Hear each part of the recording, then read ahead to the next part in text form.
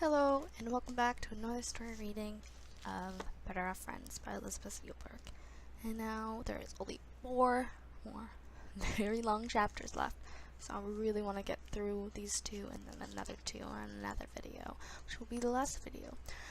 And I really want to get this back today from the library, so I don't have to, doesn't have to charge me, and I just want to go to the library in general. So yeah, let's hope that I finish this, and I hope you enjoy. Let's start reading. Chapter 15. I'd finally come face to face with my nemesis, and this time I was determined to be the victor. I gently took the ramekin out of the, I think that's what's a ramekin? Please tell me.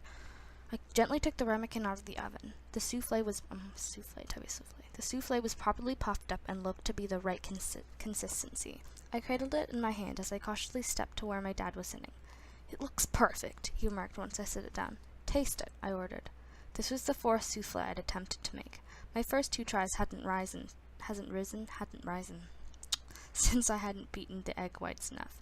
The third time I'd taken it out of the oven too soon. It had collapsed before I could even place it on the counter.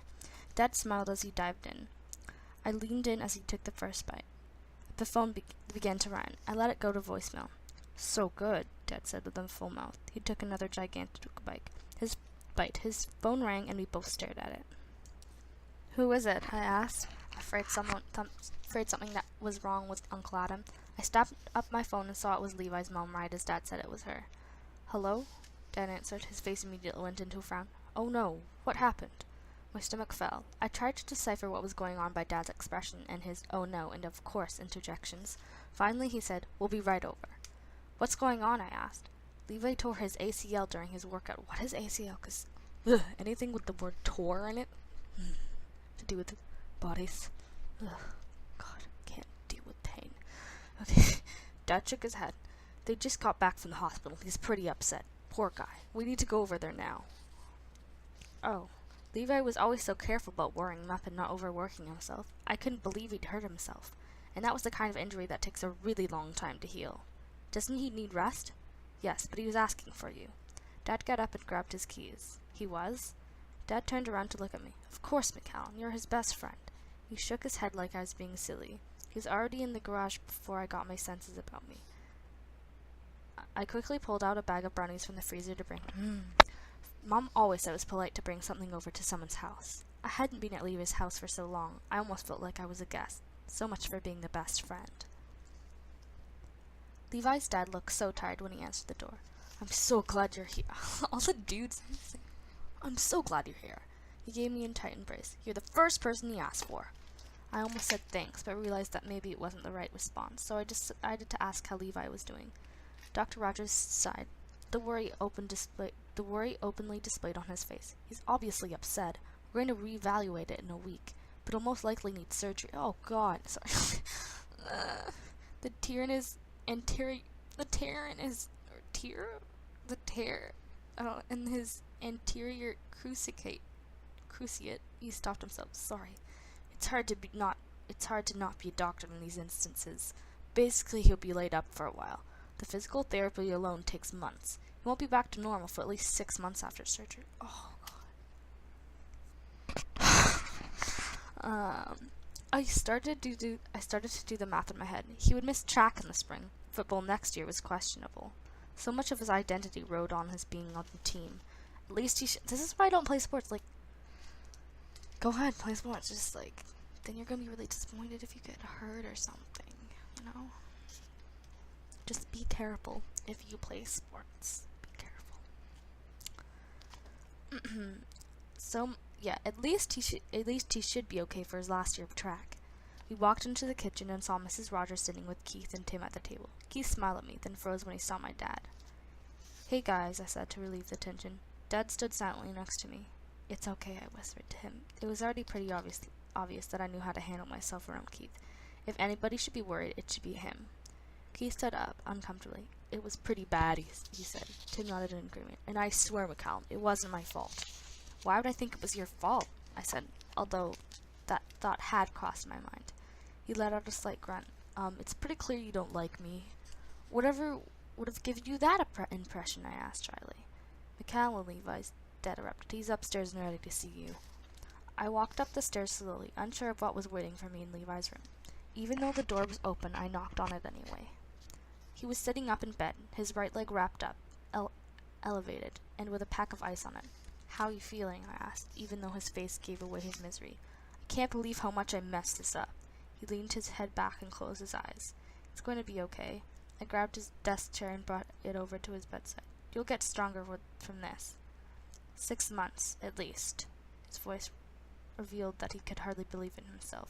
His eyes darted to my side. What is that? He gestured at the bag of brownies I had forgotten about. I was gripping it as my life depended on it. Oh, do you want some brownies? They still need to thaw. I had never felt like a bigger idiot in my life. He laughed. It's good to know that some things never changed. He went slightly and I pulled it up. Are you okay? Do you need something? I was so worried that he was going to break on my watch. No, he looked down at his leg. Well, I do need a lot. You wouldn't happen to have a spare ACL lying around by any chance? I was relieved he was making a joke. Not that I found any of this funny, but it was nice he wasn't so far gone that his sense of humor had disappeared. We both sat in silence for a few minutes. I really didn't know what to say to him, to be honest. I had been waiting for him to apologize for months, and I almost told him right then and there that all he needed to do was say he was sorry and mean it, but I knew it wasn't the right time. I saw it was getting late, and more as an excuse to break the silence. I got up. I figure you need some. He grabbed my arm. I'm sorry, McCallum. In my head, I planned to list all the reasons he should be sorry and remind him of all the times I had been there for him, of how hurtful his actions and words had been, of how much pain he'd caused me. But I didn't need to say any of that, because he already knew. Instead, I said what we both needed to hear. It's okay. I leaned down and kissed him on the forehead. It's not, he said. What I did, I stopped him. I know, and you've apologized, and I'm sorry too. What I think we both need is to get back to where we used to be. That's all I want. He smiled at me. That familiar smile I hadn't seen on his face in months. You know, I don't deserve you. Oh, I do know, I winked at him, then turned and walked downstairs. I had a feeling that things were going to be okay between us. We had both made mistakes and been admittedly stubborn, but we need to move on with, not away from, each other. Hey, Dad lit up. Hey, I don't know how to do the Dad voice. Hey, Dad lit up when he saw me. You're smiling. I take it everything is okay up there? I knew, given the circumstances, my joy should have been more contained, but I couldn't help it. Levi was in my life again. The weeks leading up to Christmas were busier than usual. On top of studying for exams, my school's different. On top of studying for exams, Christmas shopping, and booking extra babysitting gigs to pay for said shopping, I also had to be Levi's caretaker at school. I was given keys to his car so I could help his mom transport him to and from school. I also helped him with his bags, which really annoyed him more than the crutches he had to use until his surgery, which was scheduled for 2 days after New Year's. Keith, Tim, and the other guys on the team were helpful for the first few days, but either their guilt had subsided or the luster of helping out their fellow man lessened, because that pretty much became MIA. Sure, they'd cheer California when they saw Levi hobbling in the hallway, but that was the extent of their help. Of course, Stacy and the cheerleaders, even Emily, were more than willing to help. Nothing like playing Florence Nightingale to drum up romantic delusions. Unfortunately, Levi was not an appreciative patient. He hated asking the guys for help and didn't want to be pitted by any of the girls. He especially despised having his mom come into school with him, because it made him feel like he was in first grade again. That left me. I was sure he wasn't thrilled he had to rely on me so much, but I never put up with his crap, so we got on nicely. I can do it myself, he said one day before lunch as I was opening his locker. Suit yourself. I backed away and watched him balance on one leg and maneuver his crutches so he could open his locker. Once he got the lock open, he had to hop back to make room for the door to swing open. One of the crutches fell as he tried to grab his lunch bag. Luckily, I was anticipating this and grabbed it before it hit the floor. You know, I can make your lunch and bring it with me. It's not a big deal, I offered. I could do this, he mumbled. I teased him. Oh, poor you. I'm offering to make you lunch. You love my food. Daniel approached us. Wait, are you offering to cook? What does a girl need to get some of your chicken salad? Injure yourself, Levi snapped. I shook my head at Daniel. He's having one of those days. Don't talk about me like I'm not here, Levi groaned. come on. I grabbed her lunch, and the three of us walked to the cafeteria. If you're going to be like this all day, we can have you sit somewhere else. Sorry, he said quietly. I don't mean to be. I graciously finished the sentence for him. Stubborn, ungrateful, gloomy, a pain in the rear. Yeah. A smile began to warm his face. All of that and more. I set his lunch down, took his crutches from him, and leaned them against the wall. At least you acknowledge that, and of course how awesome I am. Of course, he smiled as he opened his lunch bag. How could I ever forget? I honestly don't know. I rested my chin on my hand. How did you? Daniel groaned. It's amazingly how quickly you two snap back into place. It's almost sickening, really. Levi just needs a constant reminder of how much he needs me. I knew this always got under Levi's skin, even though it was kind of the truth. I only teased him about it because he seemed to prefer it when I made fun of him. Typical boy. So what's the plan for break? Daniel asked. We only had a few days left before Christmas. I'm thinking some sloth combined with gluttony. I was so tired from studying and carting around Levi. I was looking forward to 10 days of doing nothing but watching TV, reading, and stuffing my face. I'd asked Dad for some new cookbooks and was going to try to make sushi from scratch. Ew, sushi. I don't like sushi. Starting with California rolls. There was no need to spend the holidays with food poisoning. Sloth and gluttony, Daniel smiled. Two of the greatest words in the English language. No. I turned toward Levi. You invited Stacy to New Year's, right? Since Levi wasn't in the mood to go to any party, I volunteered to cook a big meal that night. Daniel was coming, but leaving early to go to a band party. He nodded. Yeah, although I don't want her to not have a good time because of me. Hey, I slapped my hand against the table. Speak for yourself, but I'm a very fun time. Yeah, Daniel agreed. Read the stalls in the guy's bathroom. Ha, I shot her a dirty look. I didn't really understand Levi's relationship with Stacy. I thought they were breaking up, but they were still together, and I didn't fault him for that. She was one of those gorgeous, bubbly girls who's always smiling and giving out compliments. It seemed like a nice, easy relationship for Levi, not a lot of complications, and I'm an expert on Levi and complications. So I honestly had no idea why he didn't want to spend more time with her, even though he was claiming it was for her sake. It seemed like he was always making excuses to not hang out with her. And why on earth would he not want her to be around on New Year's Eve? His track record of girlfriends being faithful on that day was not great, but he didn't need me to remind him of it. Plus, I had learned my lesson. I knew better than to stick my nose in Levi's relationships. If he wanted to talk to me about it, fine, but I wasn't getting involved. Things never worked out when I did. Given the craziness that preceded it, Christmas was fairly uneventful, which I was more than happy with. Since both Stacy and Danielle were leaving New Year's Eve supper early to go to other parties, it seemed Levi and I would be ringing in the new year in a very quiet, very unexciting way. Stacy was wearing a festive mini dress and black leggings with silver sparkles. Her hair was pulled back in a silver headband. Levi had on jeans and a sweatshirt. Even Danielle, who was going to hang out with a few other friends after hanging out with us, was wearing a skirt. I did make some effort and wore nice dark jeans and a black wrap sweater with purple sequins. Hey, Adam, Levi greeted my uncle who was sitting on the couch. I didn't realize we were going to have a chaperone. Better cancel the keg. Adam laughed. Yeah, right. I'm surprised you aren't breaking hearts tonight, Adam, Levi teased. Adam blushed. The ladies certainly loved him. He was a charmer. He's staying for supper, then heading off, I said. It seemed that everybody had somewhere else to be. Even Dad was over at Levi's house for their party. I was invited to a couple places, but turned them down. Levi wasn't interested in going far in his condition, although he didn't want to stay at home and have all his parents' friends fuss over him. His surgery was in a couple of days, so he was understandably in a solemn mood. The five of us settled down at the dining room table. I didn't want to go too fancy tonight because I wasn't sure what kind of food Stacy liked, and Levi was no help.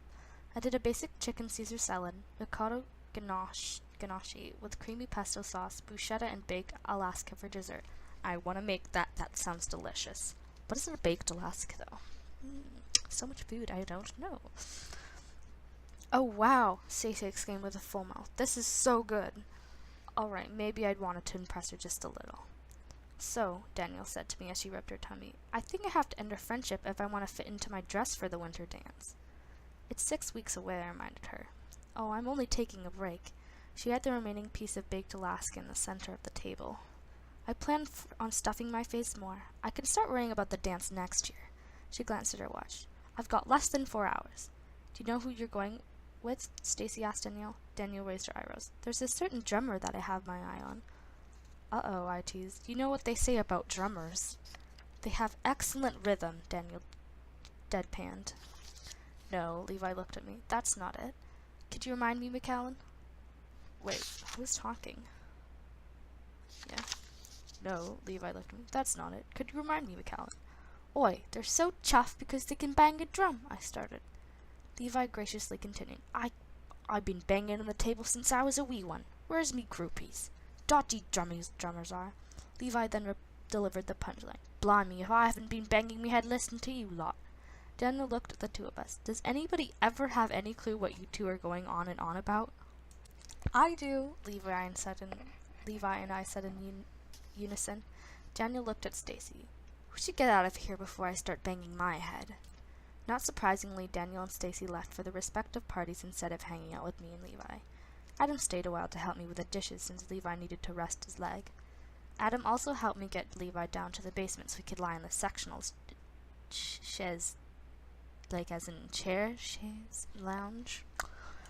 You need anything else? Adam asked. I think we're good. I gave him a big hug, and he high-fived Levi and then left us alone. Now, is there anything else I could get you? I bowed down as if he was my master. It's about time I get some respect from you. He then gestured for me to twirl around. In your dreams. Hey, it couldn't hurt to ask. I wouldn't press your luck on that. I lifted up a pillow and pretended to hit him. You wouldn't hurt a man who's in such a delicate condition, would you? He stuck out his lip in a pout. You don't know me very well. His eyes lit up. Actually, I do. Could you hand me my bag? I obliged. Levi dug around the duffel. I have a surprise for you. He then presented a DVD of the Buggy and Floyd Christmas special. Where did you get this? I knew it had aired in the UK a couple weeks ago, but I had no idea when it was coming stateside. I have connections. I tore open the case and put the disc in. Did you watch it? No way, not without you. I didn't know if I I didn't know if I would have had the same willpower. I curled up on the couch next to Levi. We both began singing the Buggy and Floyd theme song at the top of our lungs. Gah, I'm so excited! I reached out to playfully punch Levi, but stopped myself, not wanting to actually hit a man while he was down. Then the special was an hour long, so we got double the Buggy. It was a surprisingly poignant episodes. Generally, Floyd was getting Buggy out of whatever wild fiasco he'd gotten himself into. But within the first 5 minutes, Floyd left Buggy. I can't take your tomfoolery, he exclaimed. Who's Tom and who's the foolin'? This is his ex-Buggy replied to the laughter of the studionians. You're a grown man, Theodore, Floyd used Buggy's proper name for the first time I could remember. It's time you act like it, and he walked out. Wow, I exclaimed. I can't believe Floyd did that. I knew they were fictional characters, but this was so unlike them. I wasn't sure if I wanted to keep watching. I liked my memories of them as the funny, quarreling duo. I know, Levi said in a quiet voice. I mean, it's a miracle Floyd didn't do it sooner. He can be so crotchety. I paused the DVD. Did you just use the word crotchety? Yeah. He looked at me incredulously. All Floyd does is complain about Buggy and pretty much all of society. He's always making little comments about he doesn't understand the way certain things are. Sure, it's funny, but the fact he's had enough of it isn't that surprising. You have to admit that Floyd has a point most of the time. Levi started laughing. Oh my god, yes! How am I only seeing this now? Seeing what? He pointed at me. You're Floyd.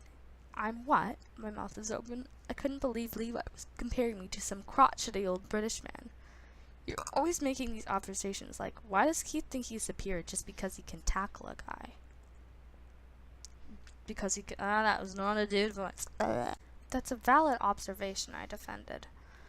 And why do people say LOL? Aren't they supposed to be laughing? Have you become that lazy of society? It's true. Like, that doesn't drive you crazy. Levi was really laughing now. It all makes sense why you like this show so much. So does this make you Buggy? I shot back. Well, he is hilarious.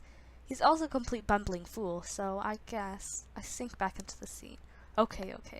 Levi grabbed the remote from me. We'll put this show back on. Don't want to get your old man undies in a bunch. This time I did hit him. Ouch, he rubbed his shoulder. Blimey, if I couldn't help it. I gave him a goofy grin before turning back to the TV. We watched as Buggy and Floyd struggled without each other. It hit close to home in a way. Buggy was caught in a rain while a depressing song played as he roamed around aimlessly. I started to feel tears sting the back of my eyes. I couldn't believe an episode of Buggy and Floyd was going to make me cry. Floyd rounded the corner with a large gold umbrella. He paused as he saw his former best friend. He walked slowly toward him. Levi grabbed my hand. Floyd covered Buggy with his umbrella. "It's London," Floyd said. "You know you need a brother year-round." Buggy smiled shyly at him. "You're right. Blimey if—" He stopped himself. Was this the end of Buggy's punchline? Levi and I exchanged a look. Buggy continued.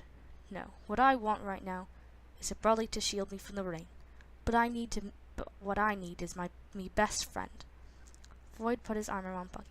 "Blimey, if I could have said it better myself."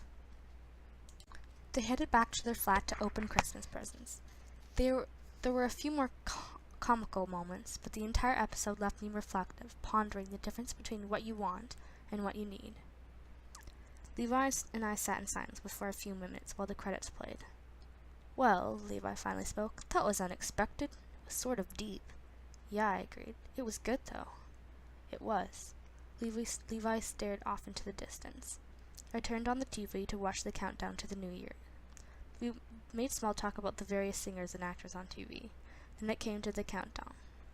Levi and I held out glasses of sparkling cider and clinked his confetti rain down in New York City. "Happy New Year!" I leaned over and gave him a hug. "Happy New Year!" His smile quickly vanished. "Hey, McCallum." Something about the tone of his voice set me on edge. "Yeah? Do you need me to take you to the winter dance?" That wasn't what I was expecting, although I really didn't know what I should have expected. "You know how I feel about high school dances." He smiled. "I certainly do, Floyd."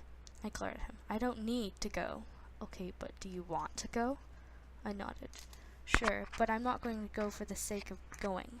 If I find someone I want to go with, I'll go. If I don't, the sun will still rise the next day." "But I made you that promise," he reminded me. The promise. The one we made before high school about not letting one of us attend a function alone. That lasted for the first half of the year. Then I started seeing Ian, and Levi started seeing Carrie.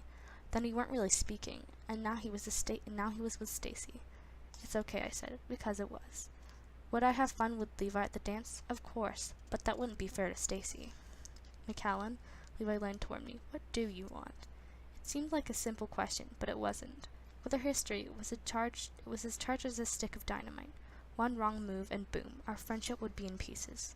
Was this really a conversation we should be having when he was so vulnerable, and I was so... I don't know what I was, besides confused. "I know what I want." I stood up. Levi looked expectantly. "Pie. I want some pie." I went upstairs. I studied my face in the kitchen window. I knew better. We both did. We had both been burned before. There was no way I was going to play with that fire. "Do you know why I didn't kiss you at midnight? Because you valued your life. That, and I didn't know what you'd do. Probably run away to the Arctic. You're never going to let me live that down, are you?" "Let me think." "Nope." "Figures." "Yeah, well, at least I have this one thing over you." "True. And you have so much over me." "That's because of your actions, not mine." "Whatever, Floyd." "Oh, you're going to pay for that. I have no doubt." And we continue to Chapter 16. Oddly enough, starting off New Year with knee surgery wasn't as bad as I'd originally thought. I did get to miss the first week back at school, so no complaints from me on that one. Sure, I was a huge pain after my injury because I was in so much pain. I went through my 5 stages of grief. I was mad, then upset, followed by angry, which blossomed into frustration, which eventually turned into depression. But then McCallum came along, as she so often had, Ed wouldn't put up with any of it. If I complained, she wouldn't let up until I either got over myself or laughed. She carted me back and forth to school, helped me with my books, cooked for me, did everything I needed. But she didn't complain once, unless, of course, I complained, which was often. There was something about her help that calmed me. I didn't like having my mom fret over me. I didn't want Dad to think I was soft, even though he understood the severity of my injury more than anybody. And I hated thinking that the guys felt they had to take care of me. Oh yeah, and Stacy. I liked having her around, but things with McCallum were different. For a second on New Year's Eve, I thought she was going to tell me that what she wanted was me, that she wanted to kiss me. She only paused a couple seconds, but in that short of amount of time, I managed to get my hopes up to a ridiculous height. She was one of the last people I saw before I was put under my surgery, and one of the first people I saw when I woke up. She took the day off school to be with my parents and me. She brought me my homework all week and did these hilarious reenactments of stories involving my friends. She even took me to physical therapy, which I was grateful for, because physical therapy sucked. It hurt. It was the most frustrating thing ever. I had to relearn how to use my knee. Something as simple as bending was painful and difficult. If Mom had been there, she would have been worried by the pain I was going through. But McCallum stood there and helped me when I needed her. She did her homework while my therapist was working on me, and she gave me the strength to not give up, throw a fit, or cry, which I wanted to do on a daily basis. After a particularly painful session, McCallum sat next to me during my ice and stim. "How are you feeling?" she asked. "Better," I lied. Kim, my therapist, set up my stim machine. "He had a good day today. I have total faith that he'll only be in his brace at the dance in a couple of weeks." "That's great." McCallum gave me a big smile. Kim patted her on the shoulder. "You may need him to lean on you more when you dance, but you know how boyfriends can be." McCallum gave Kim a puzzled look. Yeah, but Levi and I aren't." "Oh," Kim looked at both of us. "I thought, I didn't mean..." How often had this happened to us? Too often to count. It made sense that Kim would think McCallum was my girlfriend. I told her that I had a girlfriend. I talked about McCallum a lot. McCallum was always here with me, but I racked my brain trying to think if I had brought up Stacy by name. Surely I could have neglected to mention her name. "Sorry," I apologized to McCallum, like it was all my fault that people always assumed we were together, but maybe it was. She shrugged it off. "It's okay. Maybe if you'd let Stacy come with you." I knew it was an awful boyfriend to not let Stacy help me, but I liked having this time with McCallum. Anyway, she sat right up. Today was pretty epic at lunch. Keith was all, "Me want food, me hate food in cafeteria, me deserve better." Whenever McCallum imitated Keith, she pretended he was an Ethandrel, which maybe wasn't far from the truth. She hunched over and stuck out her jaw. Then Emily was like, "Oh my god, you're like a picky eater for someone who thinks pizza is a vegetable. And whenever she pretended to be Emily or any girl, she put on a Valley Girl accent, twisted her hair, and made her eyes really wide. It was incredibly entertaining and made the silliest high school encounter hilarious. It's better than actually being there. "You're such a mean girl," I teased. "Hey, I'm telling it like it is." "So what else happened today?" I asked. I was heading back to school on Monday and wasn't really looking forward to it, even though it would be good for me to have some normalcy again. I couldn't continue to live in my McCallum bubble, no matter how much I wished I could. She hesitated. "Well, actually..." She bit her lip. It seemed like she was a little nervous. "You know Alex Curtis? Alex Curtis? He'd graduated the year before. He'd been on the basketball team, and wasn't really good. We'd hung out a few times this summer before I'd headed off to Marquette." "Yeah," I said, harsher than I meant to sound. Alex was a good guy, but I didn't want McCallum to think so. "Sorry, was really good. He was on the basketball and was really good." Whoopsies. Okay. "Well, I ran into him a couple of days ago, and we were talking, and, our moms were good friends. I could tell McCallum was stalling. Yeah, so he's going to be around for the dance and offered to take me." McCallum was going to the winter dance with a college guy? A college guy she apparently had a history with? A college guy she talked to a couple days ago without mentioning it to me? "Cool," was the only lame response I could come up with. Relief flashed across her face. "Yeah, he's really nice, and I didn't even think about the dance when we were talking. But he brought it up. He asked who I was going with, and I said nobody. Her cheeks flushed. "He said it was an egregious crime, which he felt necessary to correct." She giggled. I wanted to barf. You like him, right?" she asked. Did I think Alex Curtis was a good guy? Sure. Did I want to punch Alex Curtis in the face at that exact moment in time? You betcha. Why couldn't I tell her that? Why couldn't I just tell her how I felt? Why did I fight something I wanted? No, something I needed so badly.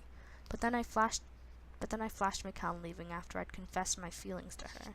How awkward she'd been when she first came back from Ireland. How I hadn't wanted to drive her away. But maybe things were different now. I opened my mouth, daring myself to finally man up. "McCallum?" "Yeah?" The buzzer on my stim machine went off. Kim came over to remove the ice and pads. "Levi, McCallum looked at me with concern. Was there something you wanted? Never mind. Time was up. I began to focus on what I did have. A wonderful family, an awesome best friend, a group of guy friends, and a girlfriend. That was what I needed to concentrate on. Stacy insisted on having some people over the Saturday night before my, as Keith had put it, legendary return to South Lake High School. "There's my bro," Keith greeted me now, gently putting me into a headlock. "Dude, missed you at school. Who else am I gonna cheat off during trig?" I smiled and played the part of the happy guest of honor. When I maneuvered my crutches and leg brace to the closest couch, Stacy sat down next to me. "What can I get you?" she asked. "Do you want something to drink or eat?" "Just some water, thanks." I knew I was being grumpy, but I was on some serious painkillers, and even soda made my stomach woozy. Stacy got up to get me some water. You don't make a water. Stacy got up to get me some water. I watched her move across the room, greeting everybody, being the perfect hostess. I realized there was a line of people here to talk to me. It felt like it was a funeral for my football career, with people offering their condolences, even though the guys kept telling me I'd be fine, and I was the one who was speaking to the doctors. They confirmed it was going to take several months to get back to somewhat normal, and even then it would be hard for me to pivot and switch directions easily. The best hope I had for senior year was track. Running straight should be fine, at least I hoped it would be. I was itching to run so I could clear my mind, and if there was a time in my life when I needed to get focused to work out issues, it was now. I smiled politely and thanked everybody who came up to me and told me they hoped I felt better and that I'd be back to running in no time. All I could do was sit there. Stacy had disappeared, probably talking to someone else in the kitchen. I really needed that glass of water.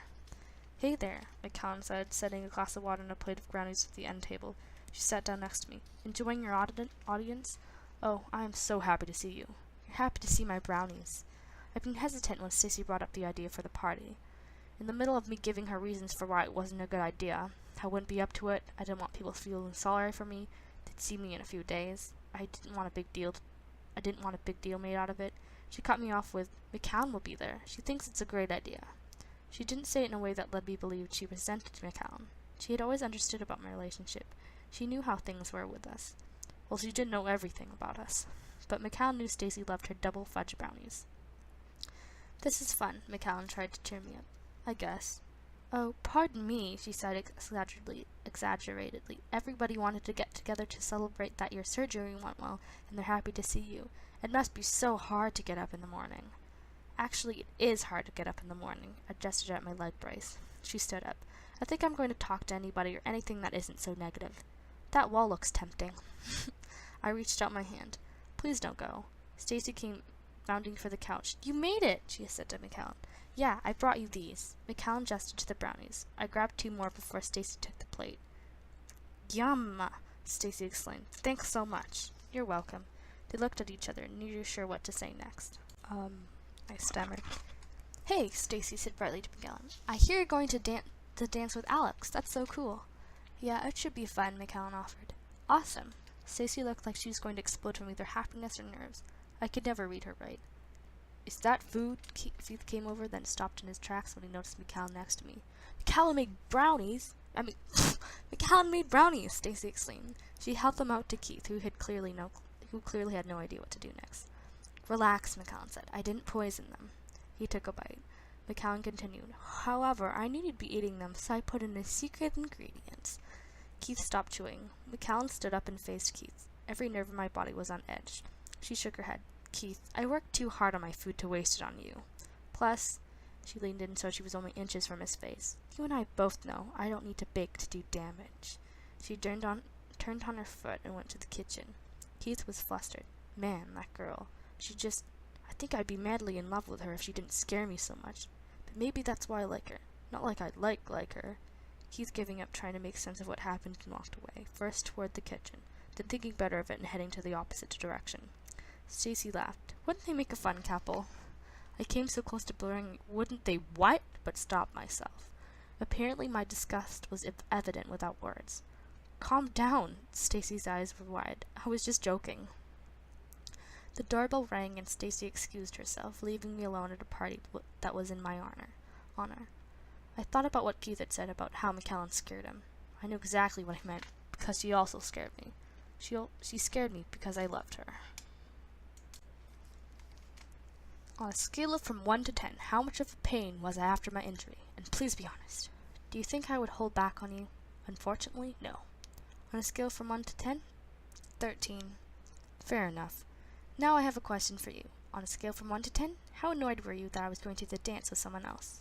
Infinity. And that is chapter 15 and 16. And next time we're reading chapter 17, 18, which is the last things and there's acknowledgements. I'm not gonna read that though. It's a little boring for you guys and for me. So yeah, I'll read next time and I hope you listen to it. Okay. Bye for now. Bye.